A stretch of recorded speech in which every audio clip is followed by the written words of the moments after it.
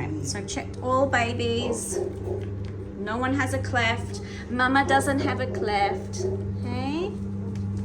Did you know she was pregnant? Like, I didn't until about 3 weeks ago, and I said to my niece, "Does she look pregnant or just fat?" And she's like, "Oh no, I think she's just fat. She just ate." And then literally the last week, she just went. Okay. Hi, so I have just pulled over from the side of the road. I'm driving on my way to an area of Victoria, which is about an hour away.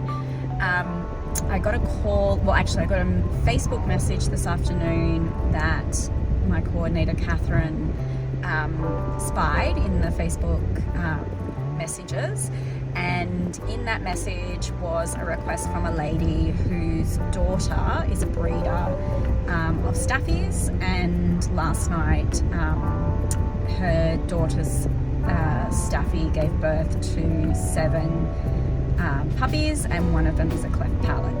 I've since called the breeder, just had a quick chat. She's a mum of 5 kids, and apparently there's 7 puppies in the litter, so she's a bit stressed. I've retained the information that puppy is a little girl, and she's probably a, I guess, black brindle colour, and she's got a full cleft palate. So I'm about 20 minutes away. I've just picked up some more ingredients for Leerbird, my formula, because I'll need to make some fresh. And yeah, I'll be bringing home a new little clefty neonate puppy to start the round-the-clock 2-hourly tube feeds all over again. I'll see if I can document a little bit more of this journey. Oh yeah, he is an extra large bully. Yeah. And what's his name? Jimmy. And Jimmy's the culprit. Yes. Jimmy, do you need help with dissecting, or are you? I'm gonna dissex. Dissex mom? Girl. She's 8. Okay. Alright. Check puppies. So how many pups were they? There's 7 all up? 7, yeah. What's her name? Storm? Yeah. Yeah, I bet you haven't. I bet you still haven't. She's a little last one at 7 o'clock Storm. Oh, Storm. Sweet baby. So I just cleaned her bed, and then I was like, yeah, the rest anyway. And have they been to the vet, or you just noticed the cleft? I noticed the cleft, and I have a friend that I got to check that is their assistant. Okay. Alright. Well, did they check all of them? She only checked that one because I had a look, but then I didn't think about it. Yeah, let me check the rest, because sometimes there's a soft palate cleft. Right, stop. And when there's a soft palate cleft, it can actually be more dangerous than a hard palate. So do you know the difference? So you get a cleft lip, which is the lip. Then you get a cleft hard palate, which is the roof of the mouth that you can see. And all dogs have a soft palate, which goes from the hard palate down the back of the throat. Yeah. And that soft palate can also have a widening. Yeah. And that can also cause... 4 weeks ago. Yeah, so if you warmed her while she's pregnant, or if she hasn't had enough folic acid, like, you know, like supplements and stuff. Watch out, sweetheart. I can feel this moving. We just don't want Mama to... We just don't want Mama to get upset. She'll eat you. And her babies are so fragile. They're so fragile right now. All right, Mama. No. Good girl, baby. Well done. Well done. Oh, so that one with the cleft was born at 5:20. 5:20 a.m. this morning? Yeah. Okay, so we just left the breeder's house, and I've checked all the other puppies in the litter for a cleft, just because often when there's one cleft palate, there's usually another birth defect puppy in a litter, especially when it's a decent sized litter, and there were 7 in this one. So this is our newest little girl. So she doesn't have a cleft lip, she has a cleft palate, and she's an... Oh, hang on one second. Okay, sorry about that, music just happened. So just repeating what I just said, she doesn't have a cleft palate, a cleft lip, so you can't actually see her defect. She has what's called a cleft palate. And when we get home, I'll see if I can show you the inside of her mouth, the roof of her mouth. And so she is like a dark brindle right now. I think she'll lighten up quite a bit. You can see in the sun, this is what we call a brindle, which I quite love. And she's quite big. I would say she's about a similar size to little pork crackle at home. She's actually not a purebred English Staffy. Her mum is a very tiny black English Staffy, but her dad is an extra large, an XL bully. So I got a little bit of photo and video footage of him. He sort of looks like a Dog de Bordeaux cross with an American Staffy, which is, I guess, to me, that's what XL bullies look like. They look like Mastiff cross Amstaff. She has a long tail. I've checked her out. She's really quite healthy. She was born at about 5 a.m. this morning, so she's not even a full day old. So she'll be quite content, even though the breeder has tried to feed her a little bit with syringe. The breeder didn't know much better. She doesn't know how to tube feed, but she yeah, that's why she sort of reached out for a rescue. So yeah, I don't know what little name I'm gonna bestow upon her yet, but this is our sweet new little rescue girl. Hopefully she's nice and healthy and doesn't have any other congenital defects. It was an unplanned pregnancy. The male got out of his enclosure and mated with the female, and they didn't know till about 3 weeks ago. Anyway, so in here I've got a hot water bottle, and even though it's a really hot day today, puppies still need to be kept warm at this age. Yeah, so we're going to head home now. We're just hopped on the side of the road, and off we go. Okay, so I'm back home, and I'm about to tube feed this little neonate baby girl. I have already got a new tube ready to go. Okay, I've just readjusted the filming setup because it wasn't a great setup. It might be a bit shaky until I can sort out something, but I've just got little baby girl out of the incubator. And I've decided, I put it to my all access group on Facebook. They're my subscription group. And I put the naming request out there to see what people will come up with. Obviously I've been naming puppies for a good over 11 and a half years now. Almost coming up to 12 years, and we always name our puppies starting with P, and it's always food or drink related names. So this little girl has been named Pancetta by one of our very long-term supporters, Life of Pikelet Rescue. So I'm just gonna make sure that she's pretty dark, this little one, so best lighting tonight because it is night time here in the nursery. Anyway, I'm going to get her fed. So like I said, she's already been toileted, but I'm going to toilet her again just to see if there's anything else. She did a poo on arrival, and because she was only born this morning at 5:30ish or 5 a.m, she did her first poo, which is a placenta poo, and it's very dark, so we have missed that. She might do a little bit more of a poo to stimulate her. Yeah, you can see it's wee and poo. I'm going to get her first proper meal in. The breeder did syringe feed her a little bit. That was the best she could do, which is totally fine. I'm going to quickly weigh her off screen.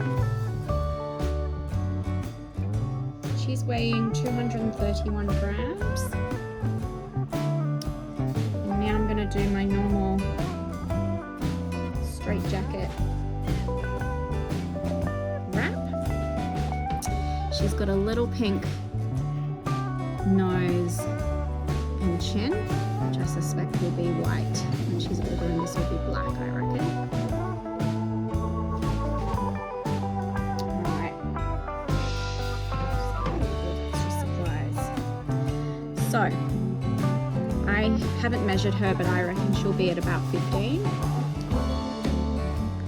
As far as the shoe goes. Nice and pink. And I don't know if you can see the cleft palate, so you can see the gap in the roof of her mouth there.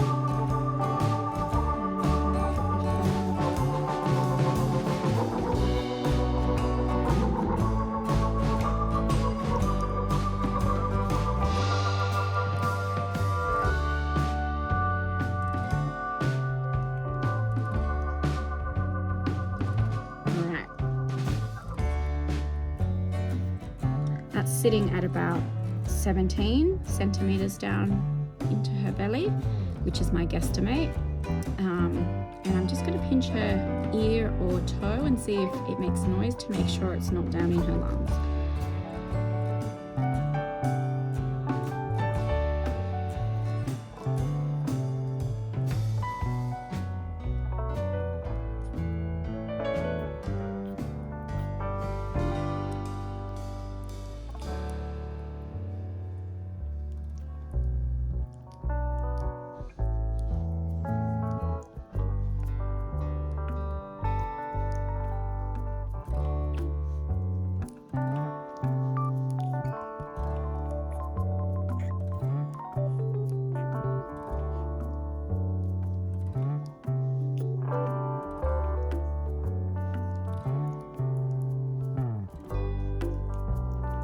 She doesn't make much noise, but I did hear a squeak, so I'm going to assume it's in the right area.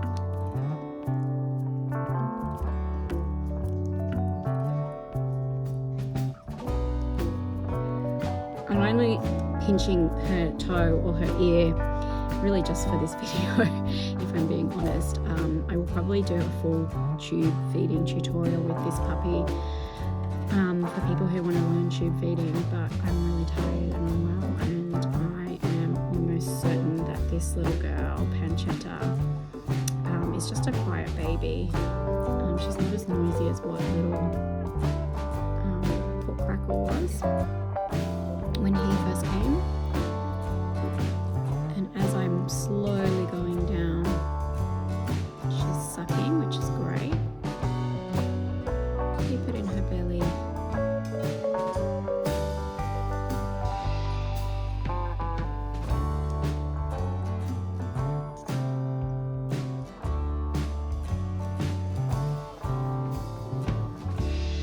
I'm going very slowly. And the reason for that is that this is her first proper feed ever. So I've guesstimated how much her belly can fit. I'm pinching the tube and taking it out now. And I'm going to keep her upright like this, sucking on my finger for a little while. And the reason is I just want to make sure it stays in her belly, she doesn't regurgitate, because if she regurgitates and it comes up through her cleft palate, comes up through her throat and into her cleft palate, it'll go down into her sinus, up through her sinus and down into her lungs, and she'll get aspiration pneumonia for sure.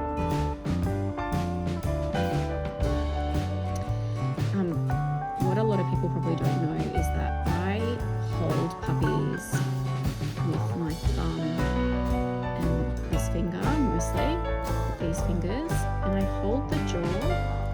So I'm supporting the jaw, which is one of and the neck, which is the strongest part of this puppy right now. So even though the puppy's like standing on their legs, it's really their legs are dangling. They're not actually like, I'm supporting them, I'm holding them. This is the correct way of holding a neonate this young.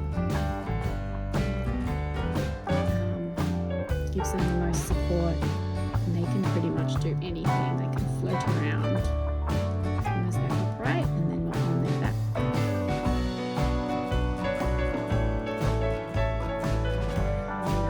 She's done really well with her first proper feed.